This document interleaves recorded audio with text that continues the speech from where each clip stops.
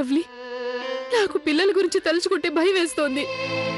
రేపింట్లో సంతాప సభ, అన్నుకి సిమ్రన్ గురించి చెప్పి తీరాల్సిందే. కానీ నేనంత ధైర్యం చేయలేకపోతున్నాను లవ్లీ. నేను అన్నుకి ఎలా చెప్పాలి? అక్క, ప్రస్తుతానికి మనం తనకేమీ చెప్పలేం. కానీ అన్నుకి ఎప్పటికైనా చెప్పక తప్పదు కదా లవ్లీ. అది అన్ను, నీకు బుల్లెట్ తగిలింది, నువ్వు ఇంకా పరిగెత్తలేవు. ఎందుకు పరిగెత్తలేను? ఎందుకంటే చచ్చిపోయిన వాళ్ళు ఎవరైనా సరే ఎప్పటికీ తిరిగి రాలేరు. ఎందుకు రారు? వస్తారు. పెద్దమ్మని అడుగుదాం పద. సరే పద. పెద్దమ్మ, చనిపోయిన వాళ్ళు ఎవరైనా తిరిగి వస్తారా, తిరిగి రారా?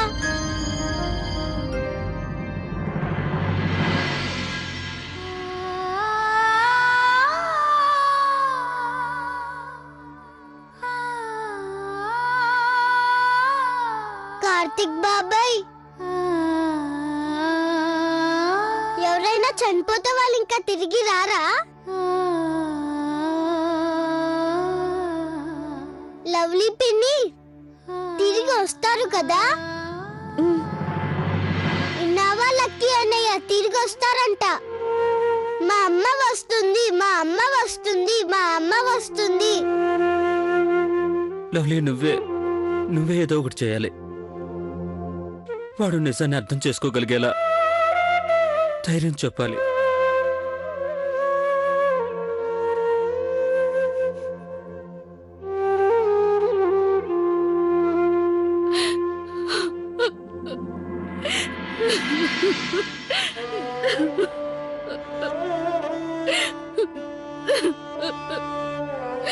అమ్మా, మీరు కూర్చోండి.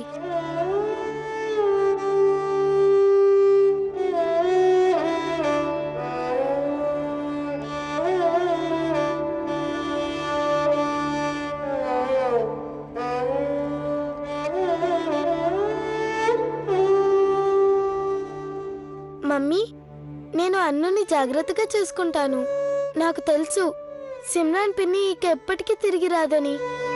అదేం లేదమ్మా. అమ్మ, మీరు నాకేం చెప్పకండి. నాకంతా తెలుసు. సిమ్రాన్ పిన్ని భగవంతుని దగ్గరికి వెళ్ళిందని, తనెప్పటికీ తిరిగి రాదని తెలుసు. కానీ ఈ విషయం నేను అన్నుకి ఎప్పటికీ చెప్పను. చెప్తే వాడు బాగా ఏడుస్తాడు. మున్ని, నువ్వు ఇలాగే అన్నుని జాగ్రత్తగా చూసుకోవాలి. చూసుకుంటావు కదూ?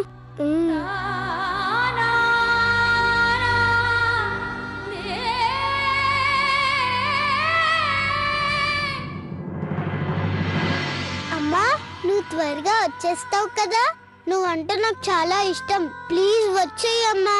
నేను మీకోసం ఎన్ని రోజులని చూడాలి? అను, నీకొక కథ చెప్తాను, వింటావా? అమ్మ గురించి అయితే వింటాను. రా కూర్చో. ఈ కథ ఒక అమ్మ ఒక బాబు కథ.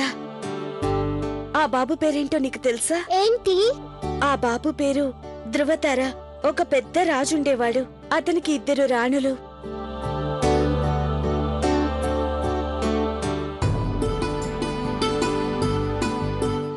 అటు చూడు, అక్కడ కనిపిస్తుంది, దాని పేరే ధృవతార.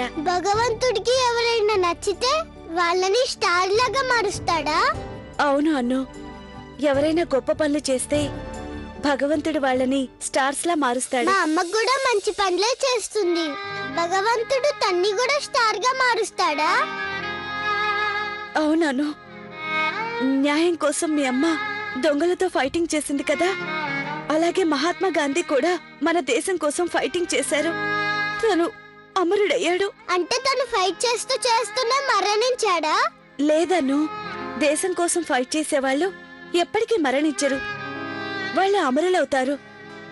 వాళ్ళెప్పటికీ మన హృదయంలో ఉంటారు. వాళ్ళు నక్షత్రాల్లా మారి అలా ఆకాశంలో మెరుస్తూ ఉంటారు. అంటే మీరు అనేది మా అమ్మ చచ్చిపోలేదా? అమరురాలైందా? అలాగే తనిప్పుడు మన దగ్గరికి రాలేదు. తనలా స్టార్లా మారి ఎప్పుడూ మనల్ని చూస్తూ ఉంటుంది. అక్కడి నుంచి చూడు.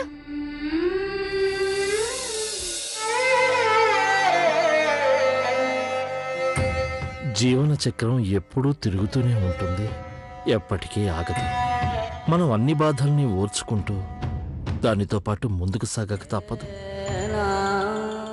నువ్వు కూడా అంతే బాబు. నేను సిమ్రాన్ని చంపిన వాళ్ళకి శిక్ష విధించకుండా నేను ఏది సాధించలేను, అడుగు ముందుకు వేయలేను.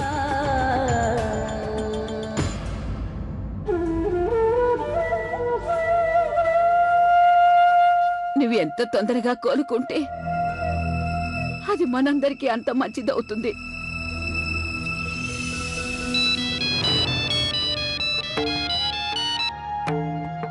హలో,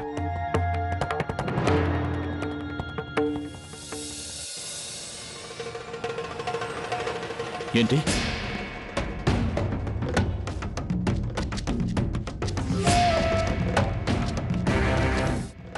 ఓకే, నేను ఇప్పుడే అక్కడికి వస్తున్నాను.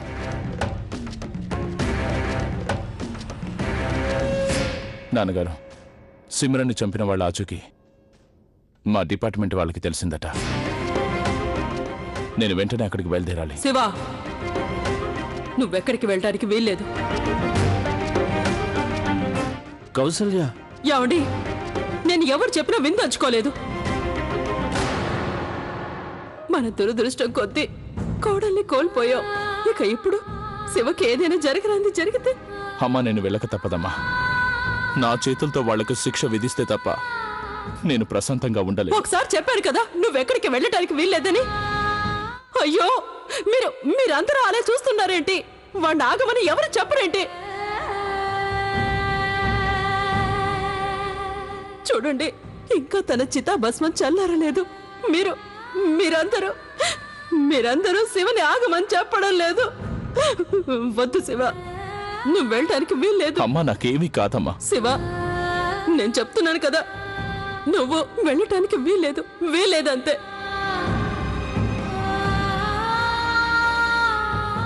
శివ, నువ్వు మా గురించి కాకపోయినా కనీసం అన్న గురించి ఆలోచించు. మేం వాడికి ఏం సమాధానం చెప్పగలం? వాడు పాపం వాళ్ళ అమ్మకు దూరం అయిపోయాడు.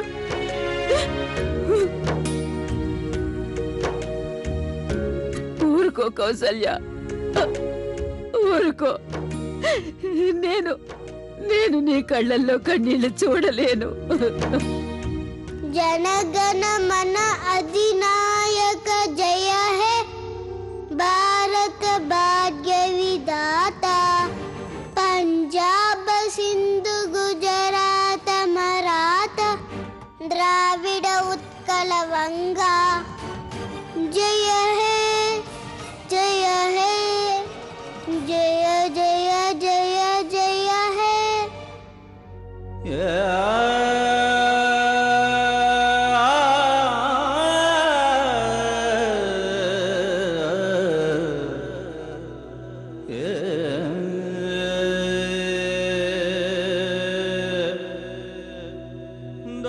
నాన్న, మీరేం బాధపడకండి. అమ్మ చనిపోలేదు, అమరురాలైంది అంతే.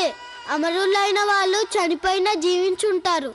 మన మనసులో ఆకాశంలో స్టార్లు అవుతారు, గాంధీ తాతలాగా. చూడండి, అమరురాలైనా ఎలా నవ్వుతుందో. మంచి పని చేసినందుకు చాలా ఆనందపడుతుంది, ఎంత ప్రౌడ్ గా ఫీల్ అవుతుంది. I love you mummy.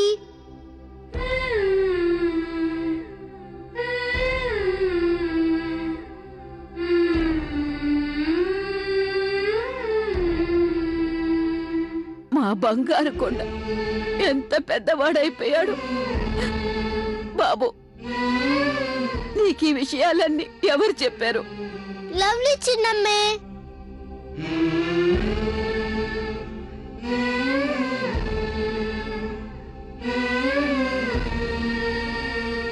Thank you lovely.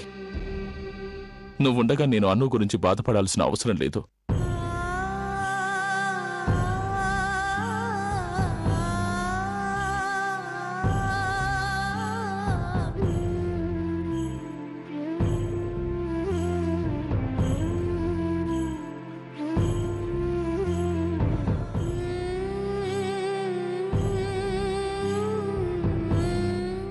Simran, నేను నీకు మాటిస్తున్నాను, ఆ నేరస్తులకు నేను శిక్ష విధించేంత వరకు నీ అస్థికలను నిమజ్జనం చెయ్యను.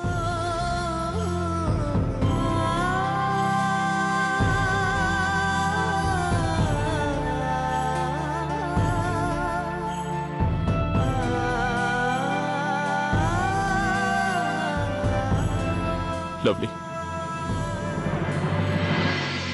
నువ్వే దీన్ని జాగ్రత్తగా చూడు.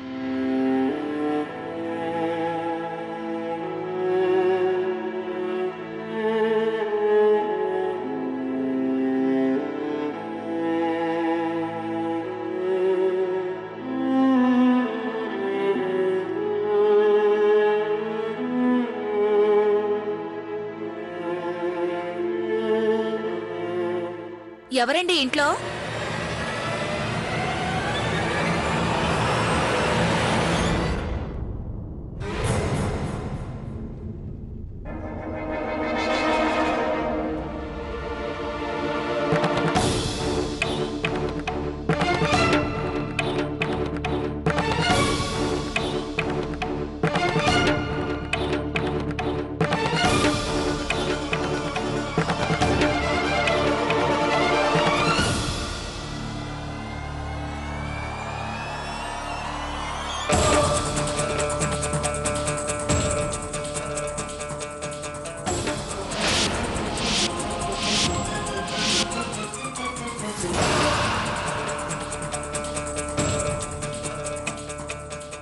నాకు చాలా ఆకలిగా ఉంది.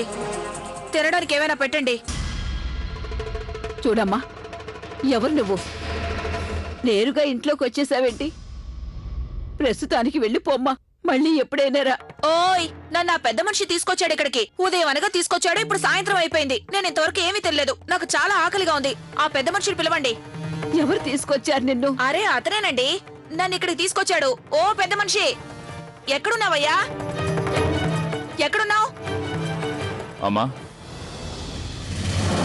సరే.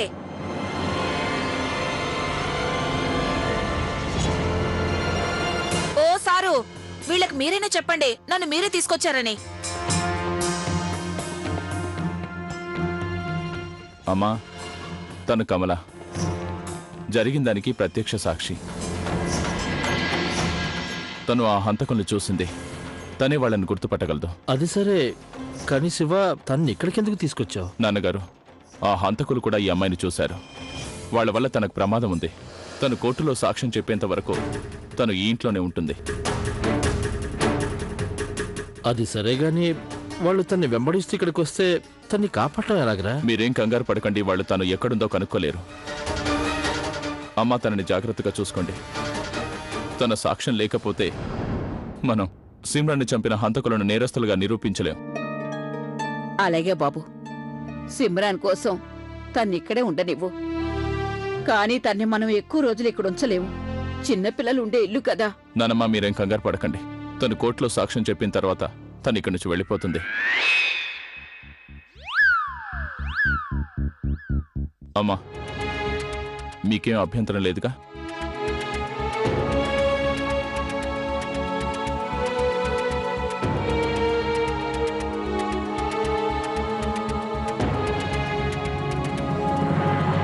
శివబావా, మీరేం కంగారు పడకండి.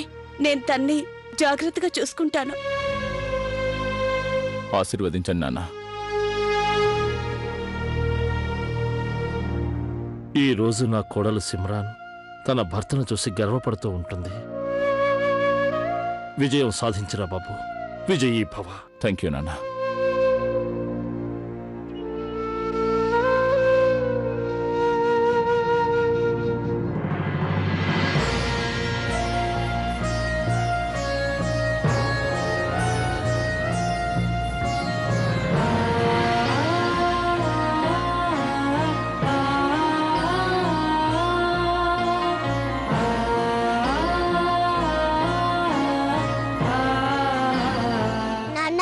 త్వరగా వచ్చేయండి. అలాగే నాన్న.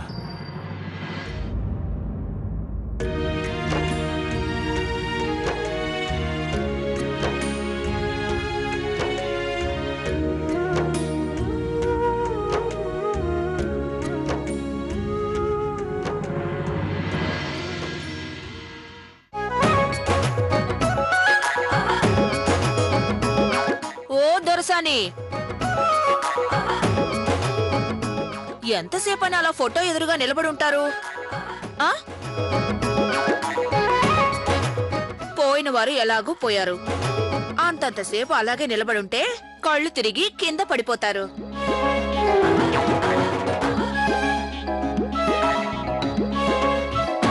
ఓయ్, నేను మీకు ఏం చెప్పాలనుకున్నానంటే, ఇంటికి ఎవరైనా అతిథి వచ్చినప్పుడు ఇంటికొచ్చిన అతిథికి మర్యాదలు చెయ్యాలా లేదా? ఇదిగో చూడు, మాట్లాడే పద్ధతి నీకు తెలీదా? వయసులో ఉన్న పెద్దవాళ్ళని గౌరవించాలన్న మర్యాద నీకెవరు నేర్పించలేదా? గౌరవం అంటే కాళ్ళు పట్టుకోవాలా ఏంటి?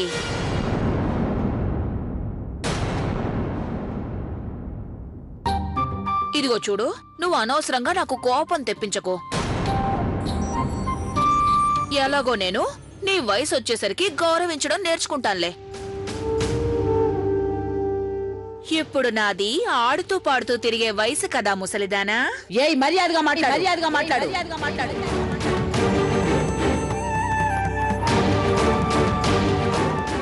అరే అరే అరే, నీకు బాగా కోపం వచ్చినట్టుంది. నాకొక్క విషయం అర్థం కావట్లేదు. మీరు మీ కోడళ్ళందర్నీ ఇంట్లో నుంచి అడుగు బయట పెట్టనివ్వరంట, ఎందుకు?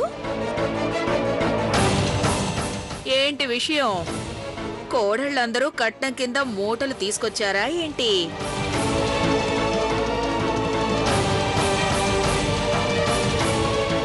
నా ఉద్దేశంలో ఈ గొలుసు కూడా కోడళ్ళు తీసుకొచ్చిందే అయ్యుంటుంది. నోర్మోయ్, సిగ్గులేందానా, నోర్మోయ్. ఏయ్, సిగ్గులేందానా అని ఎవరినంటున్నావు? నిన్నేనే.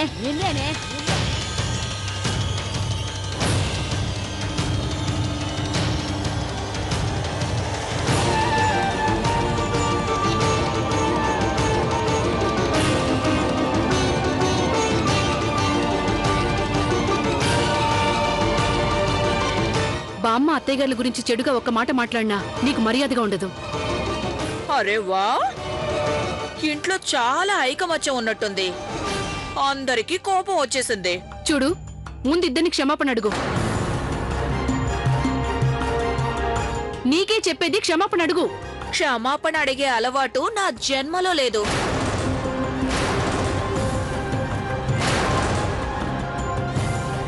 ఓయ్, అంత తలబిరుసుగా మాట్లాడుతున్నావేంటి? ఆడపిల్లకి అంత తలపొగరు పనికిరాదు తెలుసా?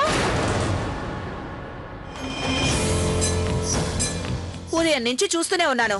తిన్నావా లేదా అని నన్ను ఎవరూ అడగలేదు. నోరు తెరిచి అన్నం పెట్టండి అని అడిగితే అందరూ నాకు నీతులు చెప్తున్నారు. నీకు అంతగా ఇబ్బంది అనిపిస్తే ఇక్కడి నుంచి వెళ్ళిపో. ఇదిగోండి, ఒక్కటి గుర్తుంచుకోండి, ఇక్కడే ఉండాలని నాకేం సరదా లేదు. ఆ పెద్ద మనిషి నన్ను ఇక్కడికి బలవంతంగా తీసుకొచ్చాడు. మీ అందరికీ చాలా చాలా దండాలు. మీరు నోటి మాటలతోనే నా కడుపు నిండిపోయేలా చేశారు. ఇక్కడ ఉండాల్సిన అవసరం నాకేం లేదు. నేను ఇప్పుడే ఈ క్షణమే మా ఊరు వెళ్ళిపోతున్నాను.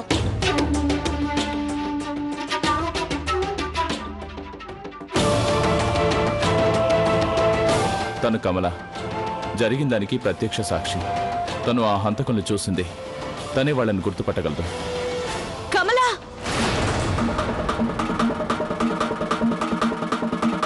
నువ్వు వెళ్ళడానికి వీల్లేదు.